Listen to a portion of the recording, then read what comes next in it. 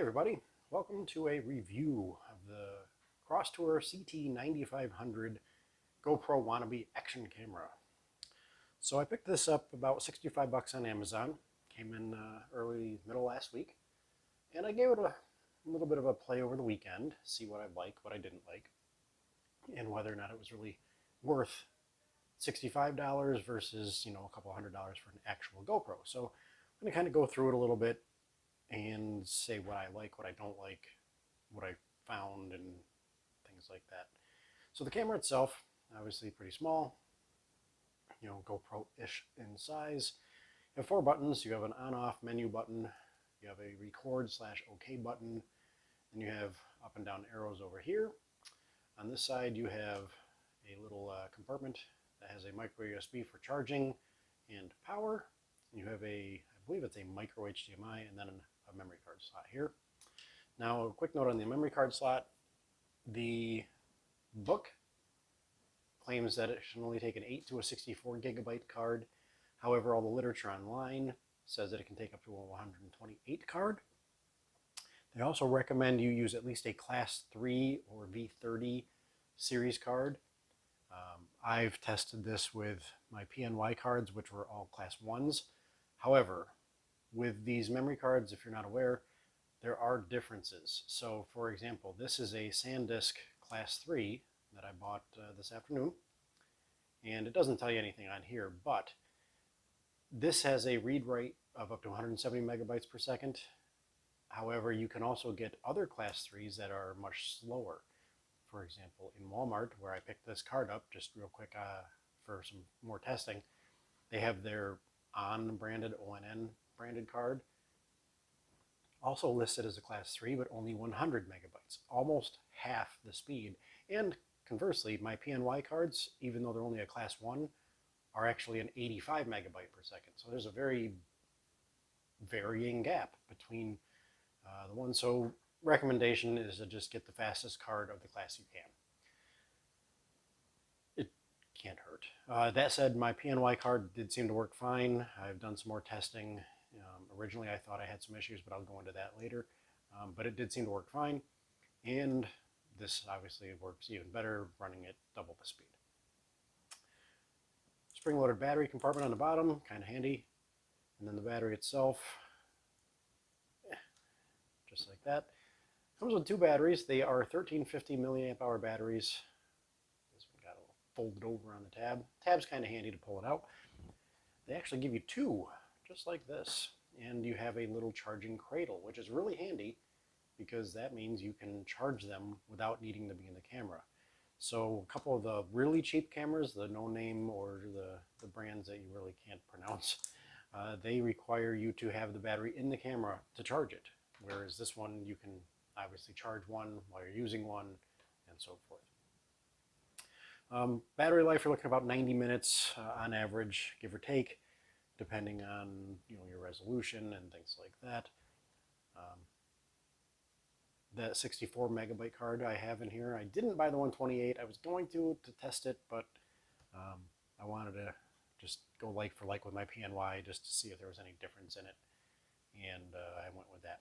But a 64 megabyte, judging by what I've seen the 4K 50 file sizes to be, would still get you about 2 hours worth of video, give or take, and we'll show you that here in a second. So that's the camera itself. Now it comes with, before we get to the operation, we'll go with some of the accessories. So we're going to kind of set him here. It does come pre-installed into this waterproof case. Now this is it's pretty much a standard action camera fare case. Does have a little release in order to unclip it up here, which is nice. It's not an accidental thing. And then just like any other waterproof camera, or case I should say, you just throw that in there and away you go. Fine. One thing I'll note is this is a waterproof case, which is really going to pretty much muffle out the audio quite a bit. That's loud. But it will muffle it for quite a ways, so that's kind of a, that's par for the course for pretty much any action camera. The newer GoPros actually are waterproof without a case. So obviously that's going to make a difference, but obviously your less expensive models are going to need a case to retain their waterproofness, and doing so you're going to lose your audio, or at least really mute it. Some other accessories that they give you, one of them, oops, getting my camera, that could have been bad. One of the handy ones is this little clip here, like a visor or maybe a hat clip or something, and then obviously you can stick your case on like so, or however you want to do it. Found that was pretty handy. I used it to kind of hook onto my visor in my car as a kind of a dash cam setup to see how that worked. That was kind of interesting. But they do give you an entire box of accessories. So we'll go through some of them. Obviously you have a lanyard like this, a little metal safety lanyard. We'll get back to him in a second. They do also include this open frame case. So the camera can go in here, and you have this open case. Now there's a problem with this. And a couple of things I like: top and bottom mounts. That's awesome. Tripod mounts, or again, if you had a like a dash cam mount or something that uses that 1/4 thread or whatever it is, great. But if you remember where the microphone is, it's right here. Well, guess what happens when you slide this into the case? And especially being as tight-fitting as it is, there's nothing up here to help your sound. So even though it's an open case, again, you really get muffled sound with that. And that's kind of a bummer, because the camera itself has no way to mount to anything.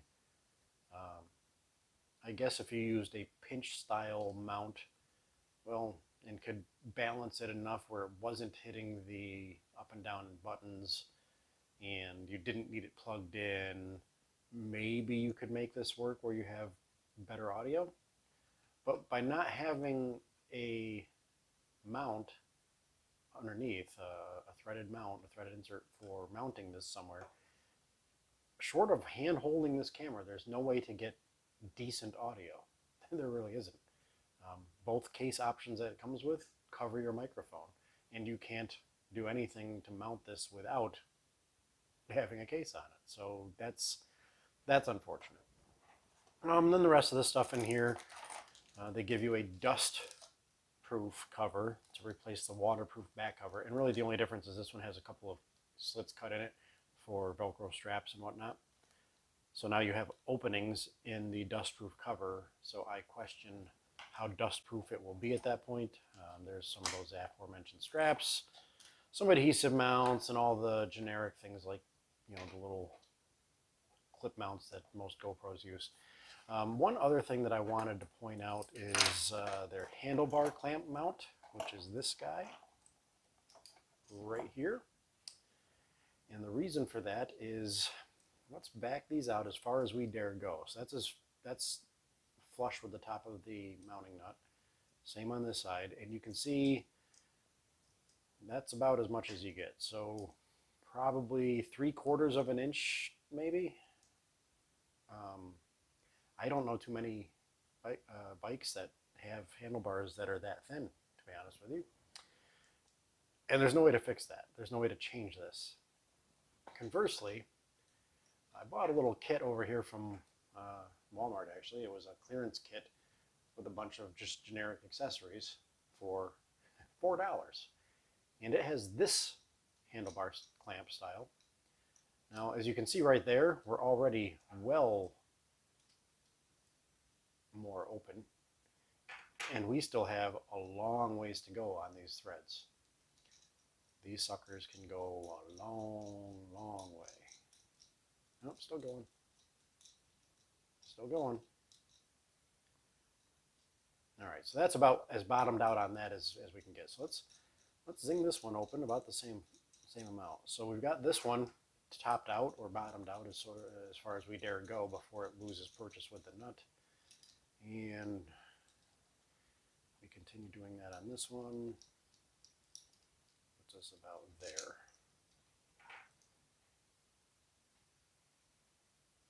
So yeah, world's cheapest little mount, and you have a whole lot better option than the one that comes with it. I like the you know, the grip insert and everything, but it physically just is too small to do anything with.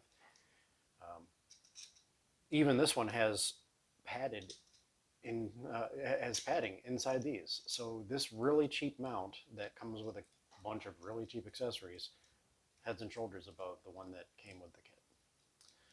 Which again, just is a thing. I need like a drill attachment for zinging these suckers in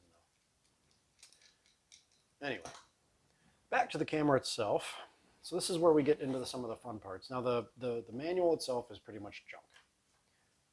Just some basics, very basics, how to use the battery, how to put it into the case, the attachments you get with it, how to put your memory card in. Now the funny part about this is the media says this will not work as a webcam.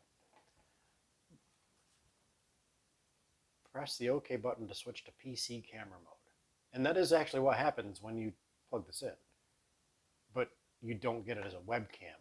So, like, definitely, I mean, that should be something that should have been so much better and easier to use with firmware or something, but it's not. So here's where it says it only supports up to 64 gigabytes, but all the media online now says 128. So that may have been updated at some point. This just tells you how to use the cases. This is just a diagram of your screen. And then that's kind of it. There's a lot of modes on this that this will not tell you how to use. This gives you kind of some of the menu options, but we'll go through them real quick anyway. The app you can download to connect and control it from your phone, which is handy. And this is supposed to be what that app looks like, which is a pretty poor diagram. Basic specs, which are kind of more the same as what you're going to see in the menu anyway, and that's it. Q&A, can't turn the camera on, charge battery. Feels hot, well, it's because it's a fully sealed digital device, it's going to be hot. Sound quality is poor, make sure it's not in the waterproof case. Or the open case, because that doesn't work either. So, yeah. So the manual's pretty much junk. Back to the camera itself, though. Turning the camera on, power button, 3 seconds, just like so. Takes a second. I'm gonna put this back here just so it's easier to, maybe, so it's a little bit easier to focus and not look on the, whatever. So when you first turn it on, this is your on screen. You've got a battery indicator. These down here we'll get into, but basically your current resolution. Up here is the recording mode. So that is supposed to be, I'm trying to get it to focus, there we go. Supposed to be indicative of a video camera. And then the time available to record based on your current selected resolution. EV is exposure compensation, ISO is auto, white balance auto, and SCN is scene for auto. You know, daylight, auto, underwater, and so forth.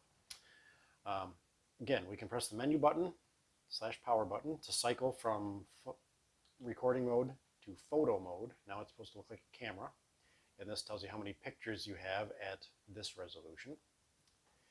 Downfall of that is if you take a picture,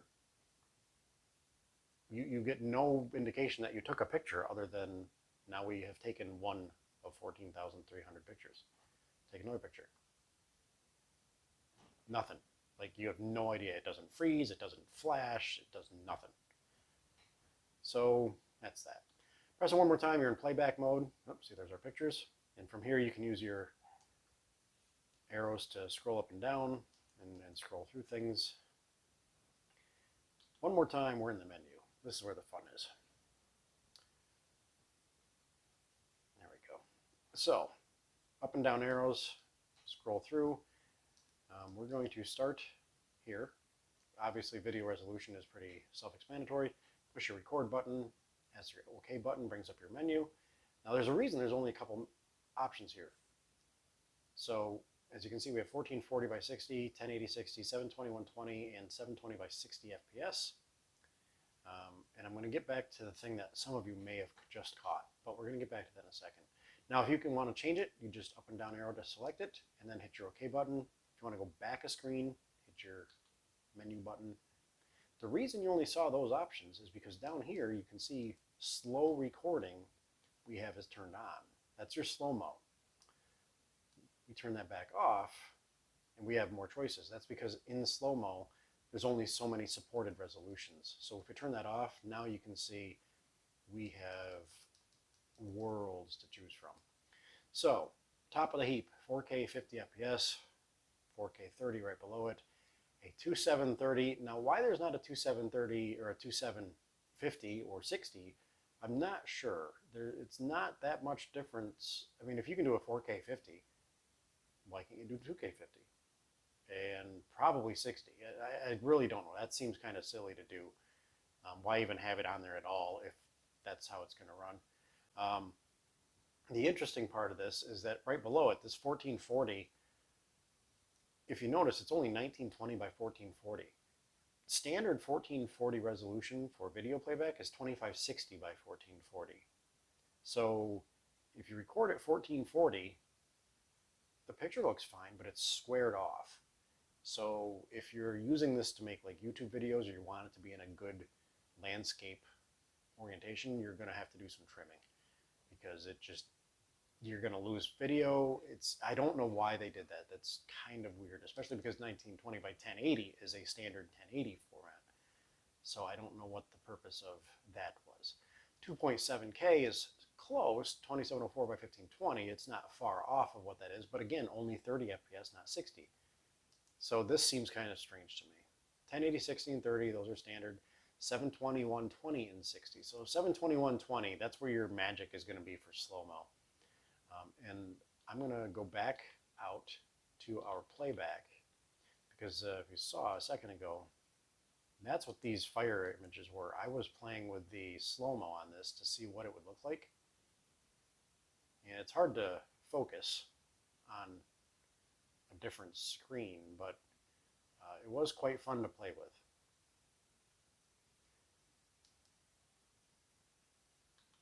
Anywho, so we're going to crank that sucker back up to 4K 50. Image size, that's your photo size. Time lapse, obviously would be your time lapse photography. And here you've got 1, 2, 5, and 10-second intervals.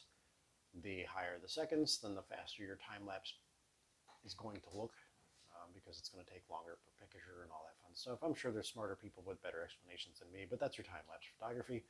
Loop recording, this would be more like a dash cam setup. So you can set this to 3, 5, 10, or 15 minutes, and what that means is it's going to record, let's say we picked 5 minutes. That's going to record a clip 5 minutes in length, and it's going to stop, and it's going to start a new clip 5 minutes in length. It's going to just continually record 5-minute clips until your memory card is full. When the memory card is full, it will then start overwriting from the oldest clip's newest. So it's going to constantly start rewriting the oldest over the oldest clips in a loop. That's why they call it loop recording. Really only handy for a dash cam because otherwise, when you reach the end of your memory card, you're going to start overwriting your original videos.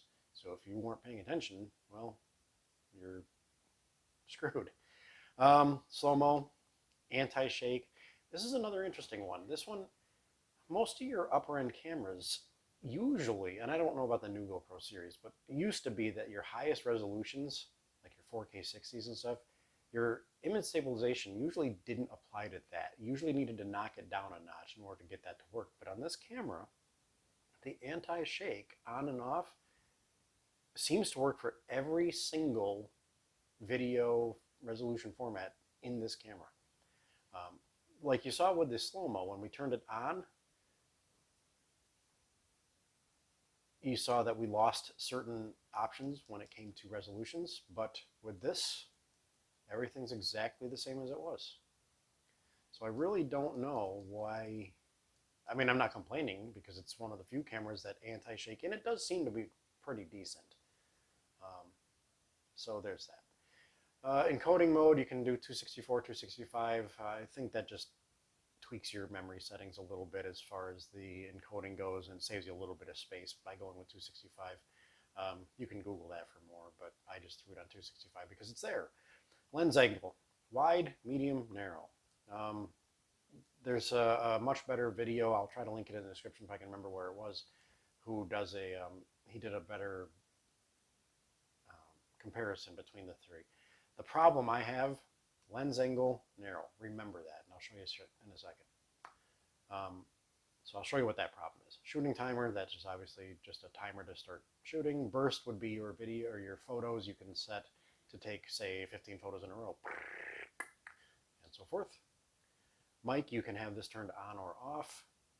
On would be great if you had this sitting on a desk, not using it as a webcam because you can't, and not in a case because that defeats the purpose of having a mic on, but it's there. Now, turning it off might save your battery a tiny bit since you're not recording. And then boot recording, this is the last big one. This is an option you can turn on. I apologize for the video, just constantly hunting focus. I'm see if I can get it to lock. Boot recording, that sets it so when you turn the camera on, it will instantly initialize and start recording all in one fell swoop. You don't need to turn it on and then press record. Again, great for a dash cam setup. Otherwise, it could possibly get annoying if you're expecting to turn it on before you're ready to start recording. You know, sometimes you want to turn your camera on, get everything all set, then start recording manually. Well, this would automatically start recording instantly. Exposure compensation, ISO, auto white balance, DNG, which I don't even know what that is, on or off. I'm going to leave it off because that's how it came. Scene, rotate, light frequency, language. There's two others coming. Screensaver, this turns your screen off after a set number of time, but this one here, auto shut off. My camera came defaulted to 5 minutes. So the first thing I did when I bought this camera is I was heading up to the lake and I hooked it up as a webcam using my fancy little visor clip over here. And I started up the road, and 5 minutes later, I hear this sound. And the camera shut off. I didn't know why. I thought maybe because it was in the windshield and maybe it got overheated because I had it plugged in too, charging while I was recording. Nope, it was set to automatically turn off anyway. Really dumb setting to have enabled by default. Okay. So those are all the major ones. I mean, date and timestamp, that's kind of self-explanatory. Remember the whole wide, narrow, medium thing for viewing angle or field of view? Let's go back in and we're going to go, we're going to initialize. There we go. Let's go back into the menu. One more because that's playback. Let's scroll down. All right, well, this time I'm going to eat my lunch on this one. There have been plenty of times where maybe it's only when I take the battery out, but I have had this lens angle change on me repeatedly back to medium. I don't know what does it. I don't know what causes it. I don't know if there's an easy way around it, but I do know that I have had to check that constantly because it always seems to go around. Of course, now that I'm recording this, it's going to make a liar out of me, but it is what it is. Anyway, we're going to shut this sucker down. You know what? While you're here, let's take the battery out. 1, 2, 3, 4, 5. I count it to 5. Put the battery back in. Because, so help me God, don't be on narrow. It's going to prove me wrong, because why wouldn't it? All right, well, whatever. I've gotten in the habit of checking it, but I'm sure that the second I don't check it, and it really doesn't make much of a difference, but it is there. Anyway, we're going to turn the camera back off, just like so, and go over a couple of things that I noticed. First, the 1440 thing, that is really annoying to pull that up into a video software and realize that it is not the same aspect ratio as anything else you record. You may want to switch over to 1440-60 because it might be a little bit smoother than, say, your 4K, but then you hit a beautiful sunny spot in a field. And the 4K on this does look really sharp and vivid when you're not in high motion, because it's even 4K 50. I don't know if it's really 4K 50. It definitely does seem smooth enough, but like if you were to set this like in a field and you're taking pictures like the clouds moving slowly or whatever, or the grass blowing, and I'll show some of the videos I have just like that actually. Um, they looks fine. Now compared to say a GoPro 4K, maybe it's you may notice the difference if you set them side by side. But to just play it back, it does look pretty vivid. But let's say you wanted 1440. Well, now you're going to have two different file sizes with two different, well, not file sizes, but two different aspect ratios to tweak, because now your 4K is going to be 3840 by 2160 or whatever it is, and then suddenly your 1440 is going to be square and not rectangular. So again, it's really kind of an oversight. I could just peel this off, but nope. Really kind of an oversight for that. I really don't know what does that. The microphone thing, really annoying, but it's probably one of those things where most people using an action camera are going to use it without wanting to use it as a microphone, which is fine. For a while, I thought I was having issues with the 4K, and I was really ready to write this off, that the 4K was complete garbage. And then I realized that it wasn't the camera. I thought maybe it was the card, my Class 1 card, even though it was a high-end Class 1 card, and even though I've used it for plenty of other devices and recorded 4K 60 buttery smooth, I thought maybe there's some incompatibility. Maybe it really does need to have a Class 3 card. So that's why I went out and I bought this one tonight.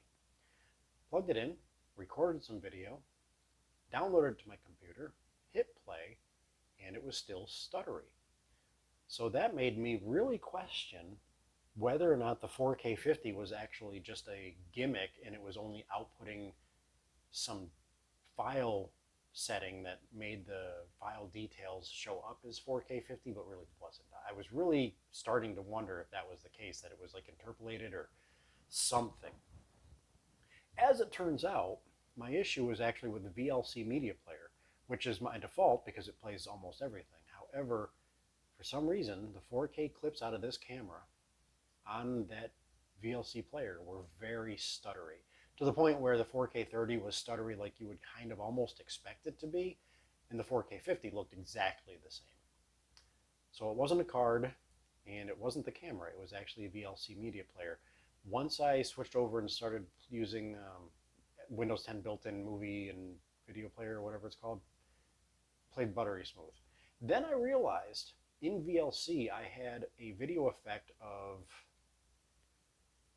what's kind of image correction or image enhancement turned on, which was making it very vivid, but was using so much extra processing power it was slowing it down.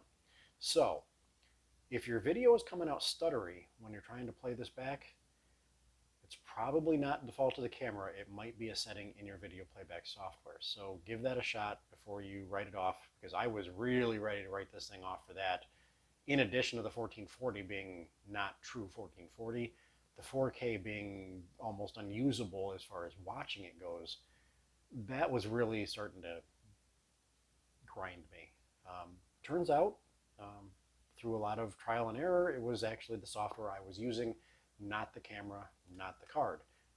Could I have saved 20 bucks on the card? Sure, because my PNY files, I went back and I looked at those, same thing.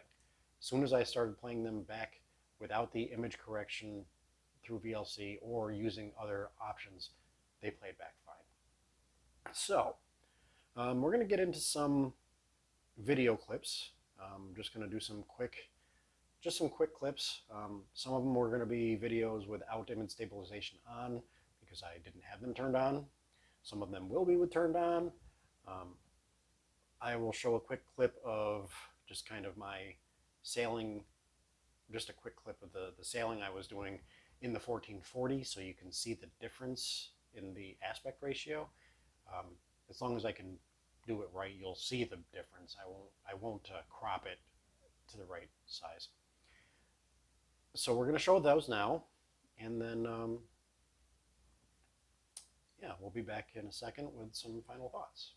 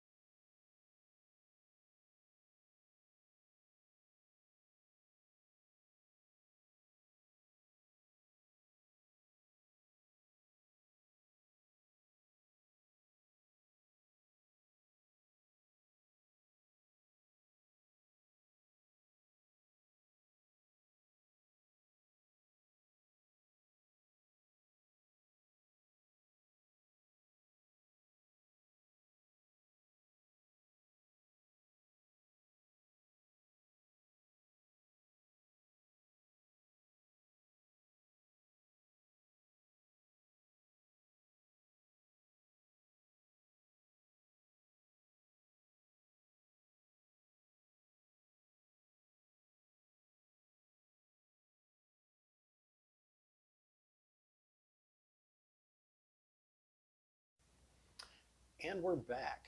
So, Crosstour CT9500. Is it worth it? I would say it's mostly worth it. Now, there's a 9700, which gives a touchscreen on the back. Otherwise, it's pretty much the same. And there's a CT9900, which adds a dual display for like vlogging. Again, and I didn't look at the layout of the 9900, but even having a screen here, it does you nothing if you have to physically hold the camera because you can't put a case on because of the microphone thing. It really bugs me that the microphone is going to be covered up no matter what. That's annoying. But for the general usage, for the price point, the picture quality, unless you're sitting it side by side with known good equipment, is going to be fine. Especially bright light, it covers really nicely. Picture quality is pretty spot on for the price. Again, it's not a high-end camera. The 4K 50 is probably not going to look as smooth as your 4K on a high-end GoPro.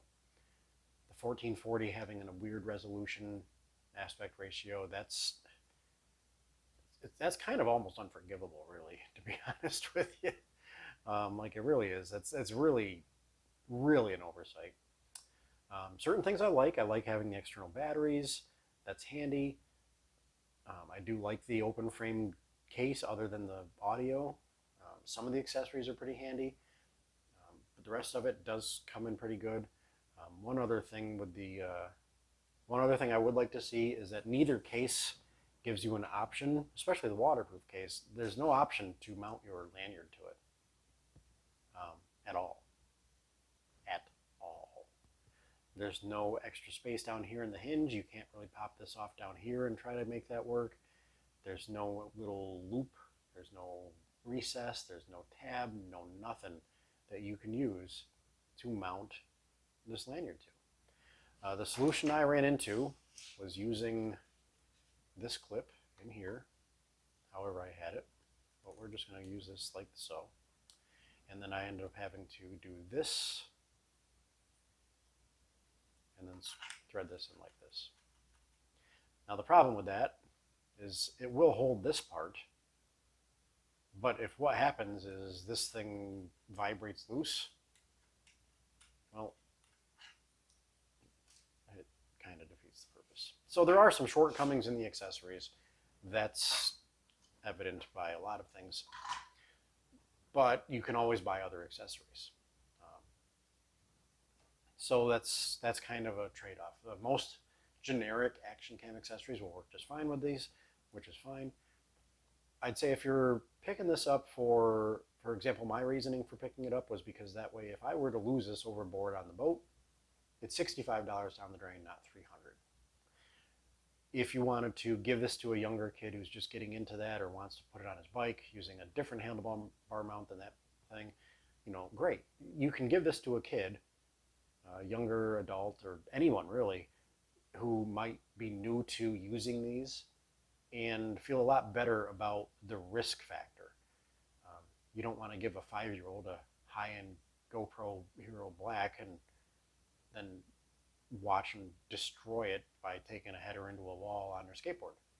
I mean, it's just, you don't want to do that. So definitely good quality for the price, as long as you can overcome some of the shortcomings, or if it's something that's not going to be a big thing. For example, 1440, don't record in 1440. Throw it in the 1080 at 60, which still comes out really nice.